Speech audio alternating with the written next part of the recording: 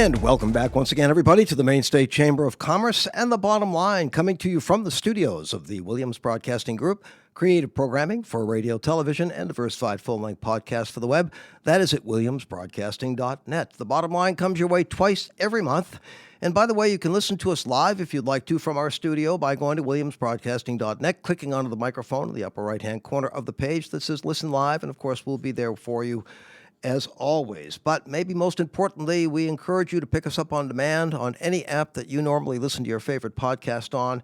You can also listen to The Bottom Line. So we encourage you to do that.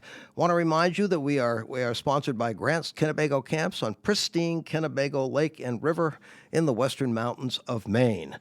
I'm John Williams with my co-host, Patrick Woodcock, who is also the president and CEO of the Maine State Chamber of Commerce. And good morning to you, Patrick. Good morning. I always love it when we get to President's Day weekend. Sun's a little higher up. We got a nice fresh coat of snow. Yeah, I love this time of year, John. Absolutely. And by the way, we are so pleased to welcome Heather Johnson as our special guest today, the president and CEO of Waypoint Collaborative and the former commissioner of the Department of Economic and Community Development. And Heather, welcome to the Bottom Line. It's great to have you on board again. John, it's great to be here. Absolutely. And Patrick, I'm going to turn things over to you as we kick things off. Well, Heather's no stranger to anybody who's been involved in public policy, the state's economy, and there's a new chapter for her as president and CEO of the Waypoint Collaborative. And we're so pleased to be partnering with her on a vision for our state's economy. I do want to start, though, Heather, with a little introduction for those who may not have had the opportunity to work with you. What brought you to Waypoint Collaborative, and prior to that, to your role in state government? Yeah, thanks, Patrick. I spent most of my career in the private sector, and a lot of it outside of Maine. And then when I moved back to Maine, I knew I wanted to spend some time in public service and try to figure out, like, how do you merge what you learned in the private sector with maybe how you support a broader economy. And so had the opportunity to be commissioner when Governor Mills started in 2019. And then last March, left that role and started thinking about what was next for me and how maybe I could think about staying involved in public work and finding ways to really improve economic outlooks in Maine, but maybe doing it in a way that was a little bit more independent and had more flexibility. So I'm excited about this next phase. Heather, one of the things that that we're going to be talking about on the program today is the overall economic environment here in the state of Maine. And as we get involved in this and we talk more about how you're going to be helping to lead the development of an economic plan for the Maine State Chamber of Commerce as we move forward, what is kind of your overview of where the state stands today? I think what we see is a little bit of a mixed bag. We're still seeing some GDP growth that is fairly competitive with other states and particularly competitive in New England. But certainly some really clear challenges that we need to address. Some of them are long-standing and systemic, and some of them are much more current and related to kind of evolutions in the economy. So I would say we have some places where we could double down and continue in some of the positive modes, and then some places where we really need to tackle tough challenges. It's a period where there's a lot of change going through the economy. I think we're in a new chapter. When that exactly occurred, whether it's the second inauguration of President Trump, but it's sort of a post pandemic chapter, and getting into a period of managing high interest rates, high inflation, and returning to some of these demographic challenges the state has really endured for decades. But we really had a window of some of the fastest population growth post-pandemic and kind of that 22 to 2024 period. But the latest data is we've fallen to about 34th in population growth. I was talking to somebody in Aroostook County, a business leader up there, continue to be just concerned about, where the population is. And that is one big challenge of just how do you grow an economy if you're not growing employees? Like you've been involved in economic development reports for the state. What are the key aspects that in terms of the planning, in terms of the execution of an economic plan to make it successful? This demographic challenge is an interesting one because there's no easy answer, right? If there were an easy answer, people would have solved this one by now. I think we have less 18-year-olds. And so as you think about the balance of where the workforce comes from, how do the skills align to the needs, right? There are kind of ongoing gaps there. Seniors left the workforce, 65 plus left the workforce in pretty aggressive numbers during the pandemic. And we're seeing some come back, but certainly we had a much higher workforce percentage in the 65 plus that decided to retire. And so that had a disproportionate impact, I think, in Maine than it did in other states. And so that has been part of the challenge. So not just do we have fewer 18-year-olds entering the workforce, we had more people maybe between 65 and 70 leaving the workforce than we had in the past. So both ends of that spectrum kind of are challenging.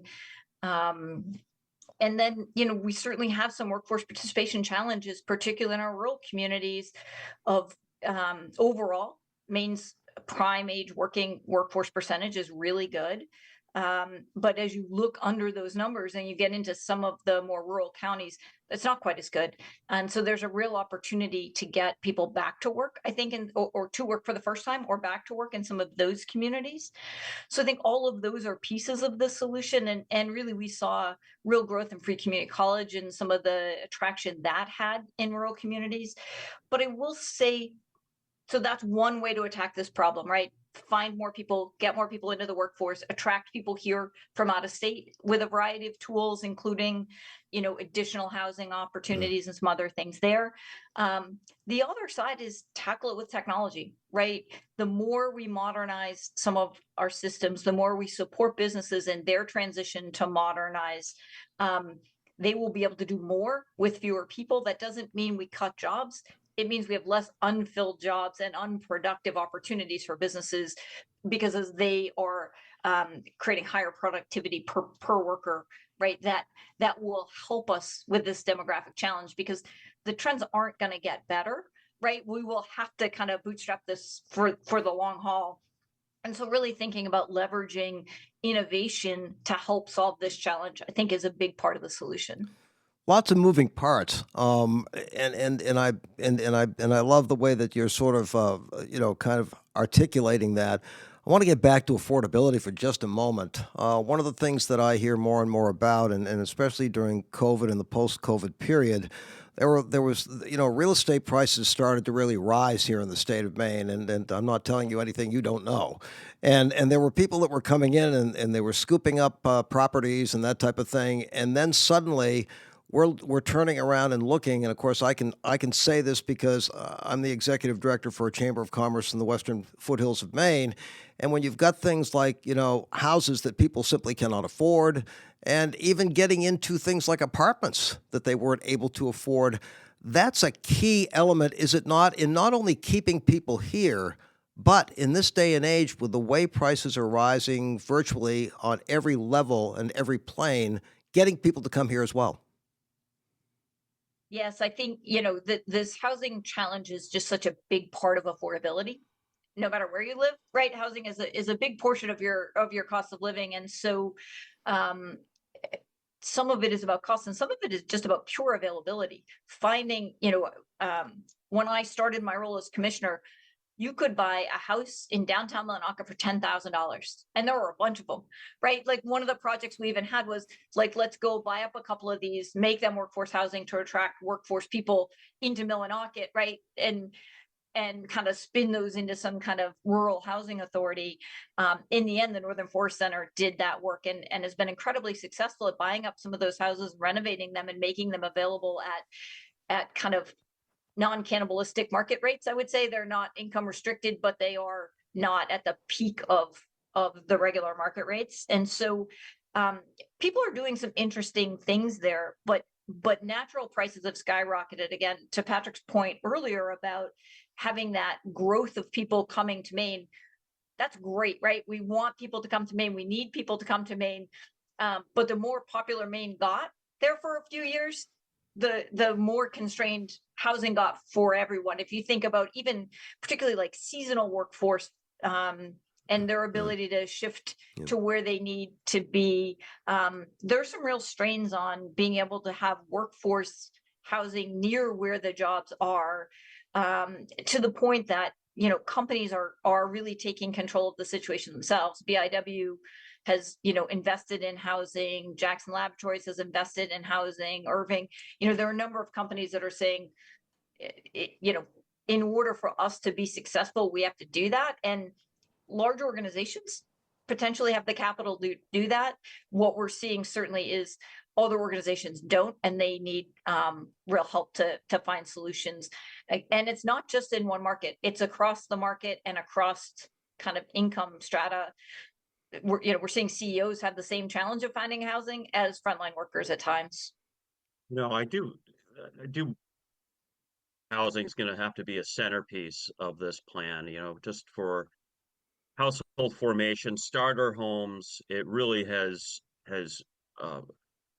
evolved to the point where it's very hard to, in your 20s or 30s, to see roots taking form in our state. And some states have really moved forward with unlocking housing production, smaller smaller units that really have an opportunity as a first home for a lot of young couples. I do want to focus, Heather, on some strengths, though. When you look at the Maine economy, you noted it has had some GDP growth, some wage growth that has exceeded the Northeast. Also, some sectors that I think are going very well. You mentioned Bath Iron Works, defense sector. We have spoken about the Sappy Mill in Somerset on this program. Agriculture is really diversified. But any other strengths that you'd really highlight that we do have, that we should continue to see and to really maximize those opportunities? I think we're seeing strength and growth, and then I think opportunities in some places aren't in the places right now where we see strength and growth, which is a good thing because it creates potentially more opportunity for us to do to grow in areas where there is global demand. Defense, to your point though, Patrick, is really growing. BIW is doing a great job there. Pratt and Whitney, the whole supply chains for those as well. We always think about the big anchors. No pun intended, I didn't actually do that one on purpose, for BIW and Pratt.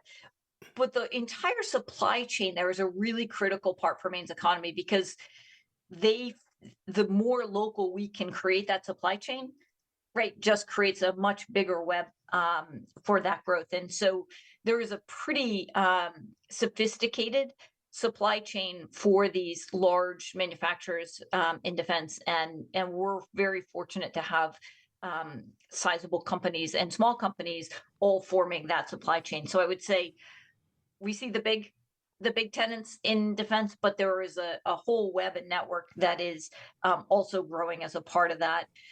One of the really positive things, right, is when construction grows, construction tends to be on the front end of any economic movement, and the more construction work you have, right, the more confident. And again, that's an old school, maybe more traditional metric, but it is a leading indicator that is positive. And then would say we're actually growing in some of the knowledge economy work where we have tended to struggle historically.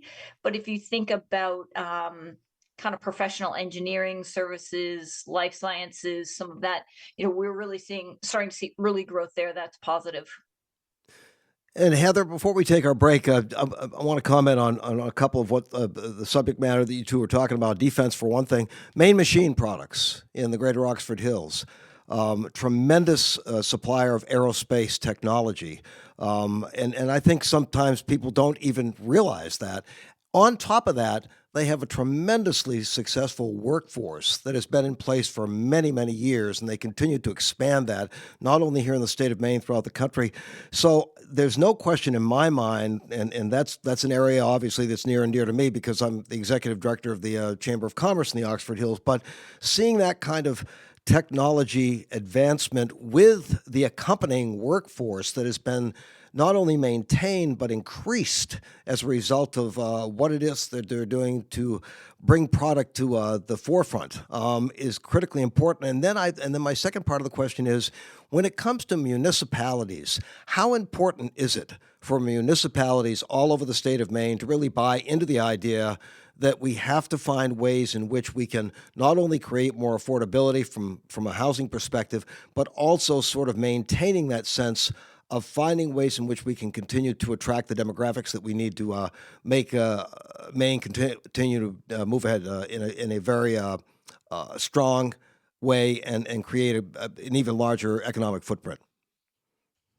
Yeah, John, let me start maybe with your first point, Sure. which is really, I think, a solid message around kind of, again, supply chains and really great companies working in that space.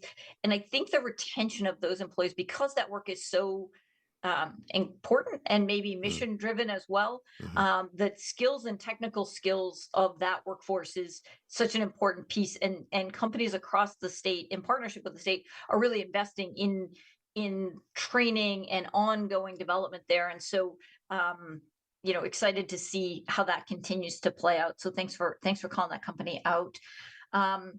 Related to community engagement, I think, we're in a unique place right now. When if you think about 10 years ago in economic development or 8 years ago in economic development, communities would be like, we need industry, we need jobs, bring them here, right? It was a really easy conversation with communities. Now communities have changed, right? There's an evolution of how they're looking at it. And maybe as part of this deindustrialization, there is a little bit more lens on kind of, sure, that should happen, but maybe not near me.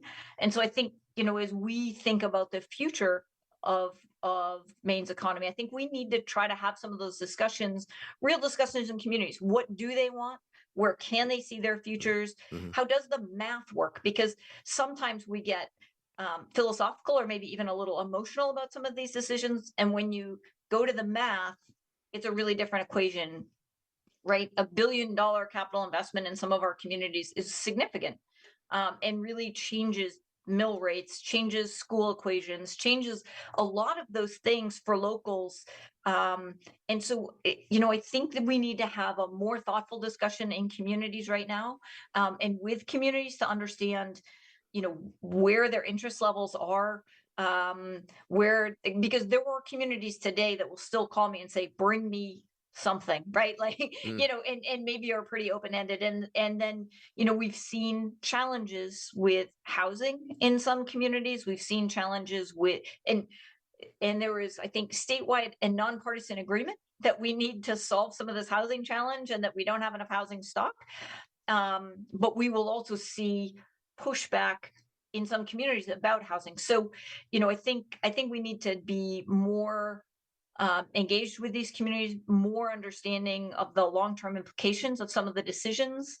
And then, I don't know that we want to go too far down this hole right now, but right, the process of how do we make these decisions? How does the community make these decisions? Because pick a market like Jonesport, the community of Jonesport, the voters of Jonesport overwhelmingly supported a particular project. And then through an intervenor process, it still didn't happen kind of on behalf of the community. And so I think there's a lot that we need to work through here, some of it process related and some of it just kind of honest discussions about real facts. Well, thank you very much for that, Heather. And Patrick, let's take a real quick break and we'll be right back. Once again, I'm John Williams for Patrick Woodcock and, of course, Heather Johnson. It is The Bottom Line. Everybody, you hold on. We'll be right back.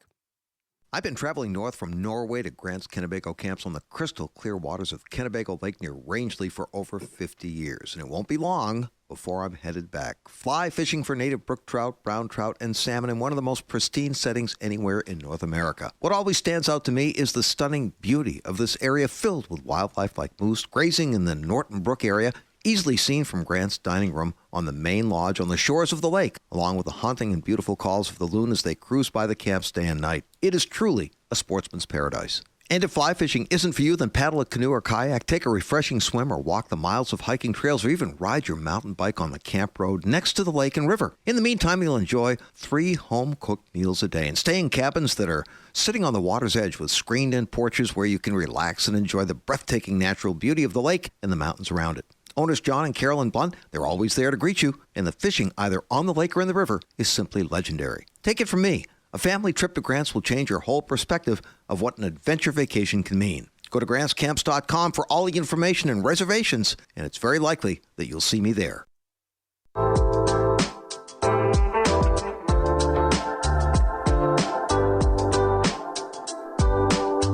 And welcome back once again, everybody, to The Bottom Line.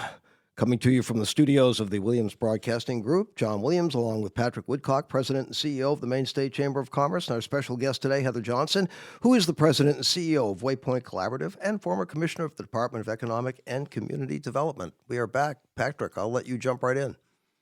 Yeah, I just want to reinforce the point of reconciling that a lot of communities complain about property taxes and also oppose development. And it's hard to reconcile both where, we're opposing efforts to expand tax base, and really communicating, as you said, the math there. But another point that I really think whoever is our next governor, we're going to have to seize is momentum to improve our regulatory environment. And a lot of states have started reassessing some of their permitting rules, saying yes to housing in a way that takes the state capital out of decision making, says yes to housing production because it really is constraining economic growth. How, when you reflect on your period of commissioner of economic development, you mentioned Jonesport. Can you give us a little sense behind the scenes? Why does it take so much time to get these projects approved? I guess I'd like to start first by saying, the DEP commissioner, Melanie Loism, is wonderful, works really hard, understands these challenges, and is, I think, a great partner in these solutions. So, right, as we talk about regulatory challenges, I just want to make sure that that's not a point at Commissioner Loism. I think she has always been a good partner in this discussion. Let me just reinforce that. I think she's honestly the most prominent critic of the Department of Environmental Protection. I said that at our environmental summit. She's been an amazing leader. She is very clear about the challenges. Yeah. And in some respects, we need to utilize her efforts in the last 2 years and keep that momentum up. So Yeah. no, she really does have a pulse on some of these challenges. Yeah. So I just wanted to start with that because I think, right, this regulatory, some of these regulatory challenges are really kind of broad and need to be kind of done in maybe some bite-sized increments, but we need to swing big at the end goal. So I would say to start with a couple of things that maybe are going I would say trending in the right direction. Melanie has been able to, and the team have been able to create a couple of places where they've streamlined the actual rules there. And that helps. I would say there is a new online tool to actually start to modernize how we do these things, right? I said this for the last 6 years, right? You can buy a $2 product on Amazon and know exactly where it is, but you can have a $500 million permit into state government and have no clue where it is in the process or what some of the hangups are. So again, starting to solve some of those challenges, and Melanie's really on the front lines trying to make that happen. But as you think about this challenge, at the Maine State Chamber of Commerce Leadership Summit last week, somebody brought up that Governor McKernan was actually having this same discussion. And so that would take us back 40 years to this being kind of an ongoing repetitive challenge. And so for me, then the question is, well, who's winning in this equation? Because this works for somebody. And so we need to kind of get under the root cause of that. But I would say a couple of things. One is no business that I've ever talked to said lower the standard. No one. And I don't think, Patrick, that's what you're suggesting. Is certainly not what I'm suggesting. The standards are part of the Maine brand and part of what help us be successful over the long term. So nobody's saying be Texas or really kind of remove the kind of most of the goals. But I think what we are advocating for is a really clear process. You put a permit in here that is accurate and complete, and it's done at X day, right? You know how many days that is, you know what the rules are. And as long as you meet the standard, you go through. The other piece I think that's really important is there is a local control component. So there's a community component. There is a state component. Sometimes there's a federal component. Those tend to get conflated and go back and forth at times around who supersedes who. So I would say that's a key part of the challenge. And then from my perspective, the intervener part of the process is just a really core part of what tends to slow down projects and create confusion and kind of uncertainty. And uncertainty is like almost the worst thing you can do for capital attraction. I think Maine people want to have a say in projects, and they should absolutely have a say in projects, right? There are there should be opportunities to weigh in. There should be opportunities to understand the science behind the projects, and there should be opportunities to object to projects if they're not, right, meeting the standard of that community. That should absolutely happen. I think where the challenge comes is the inability to drag out that objection for years and years. If you're well funded, you can drag out objections for years without any new information, and that's really, I think, one of the things that's gotta be solved by the next administration. And Heather, maybe my kind of last question for you is, how important is it going to be? And it's almost like when we say it, it's if, of course, legislatively, working with the legislature, making an opportunity, and I say making an opportunity, creating an opportunity for, the municipalities and the people of the state of Maine to work with the current legislature and the future legislature to make sure that we are looking ahead from the perspective of all of the things that we've been talking about this morning, and doing it in such a way that the platform is not segmented by somebody on the left or somebody on the right, but the fact is that we need to be working together as a group at the state level. As Patrick mentioned earlier, our next governor, et cetera, et cetera. But my point is that that's critically important as well, is it not, when it comes to regulatory issues and also kind of the mentality, if you will, of making the state better and, once again, developing a stronger economic footprint. That's actually the reason that Waypoint got created, right? We need moderate, practical, strong kind of thought leadership around good economic policy, good process, collaboration, right? One of the reasons we saw so much growth from 2020 to 2024 was the ability for businesses to work together, to find partnerships, to create new opportunities by working together. There's a food hub here in Skowhegan, and they just started sharing trucks, right? They were sending 4 trucks off to distribution sites, which didn't make any sense. They could cut their costs dramatically by just sharing a truck.